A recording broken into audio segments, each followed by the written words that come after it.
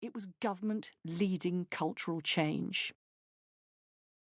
At the time of the strike, the women who worked at Trico earned between £30 and £40 a week, about £6 less than the men. When the Equal Pay Act came into force, they felt they no longer had to put up with it.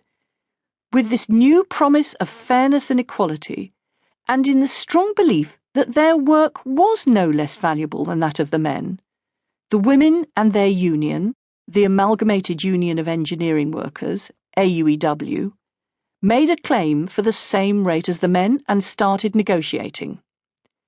The management resisted, and when talks broke down, 400 women walked out on strike. All but a handful of the men continued to work. The strikers were led by the dignified matronly figures of Betty Aston and Eileen Ward, and by Sally Groves, one of the younger women. John Inwood of AUEW, Roger Butler, its full-time official, and Jack, as the secretary of the local trades council, were the only men on the strike committee. I was strongly supportive of the Trico women and keen to use my legal skills to help them, and at Jack's suggestion, they invited me to become their legal advisor. The local young women, with no prospect of further or higher education, went straight from school to work in the factory. The youngest of the strikers was 18. The oldest, 82. Most women there couldn't afford to retire, as they had worked part-time when their children were young. This meant that they were excluded from the workplace pension scheme, which was open only to full-timers, and that they hadn't paid the full national insurance contribution stamp and therefore had no entitlement to the basic state pension. The legacy of lower pay and part-time work for women means that, still today, there are women without adequate pensions having to continue to work into their late 60s and 70s. With most of the men still working, production at the factory continued, so the women set up a picket line to appeal to the men not to go into work and to try to persuade the lorry drivers bringing in supplies to turn back. Some of the drivers did, but most didn't. As the first strike for equal pay after the Equal Pay Act and Sex Discrimination Acts came into force, Trico hit the newspaper headlines, and it drew support from the women's movement. The women's movement, never a single organisation, was formed out of the growing belief among women from all walks of life that the inequality which women had always endured was wrong and must be challenged. The Trico women saw themselves, and were seen by other women, as a symbol of the new resistance to the status quo.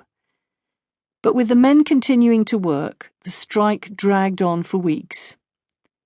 To keep production going and to avoid the picket line, the company started bringing the delivery lorries in at night, so the women kept the picket line going through the night.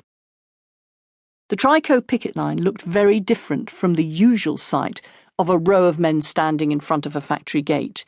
It was made up of middle-aged women and younger ones, some of whom wore hot pants. The Trico women often faced real physical risks as they stood in the path of the delivery lorries.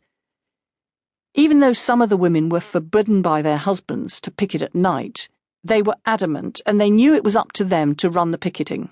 It was their fight, and though they welcomed support from the wider women's movement, they did not want their dispute to be taken over.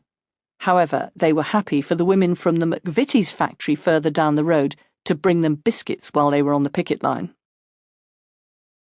One night, when the strike had dragged on for 18 weeks, journalists from the BBC were there as a convoy of delivery lorries arrived. And the police, who had been called in by the management, were filmed dragging the women roughly away from the factory entrance. Seeing this on the TV news later that night, the men working at the factory became so angry that they too walked out. Production came to a halt, and the management started to look for a settlement. The strikers won, and a big social event, which had been planned to raise support for the strike in its 21st week, became a victory party. Feminists, supporters from the women's movement, joined the strikers in their celebration, and in so doing, revealed a wide cultural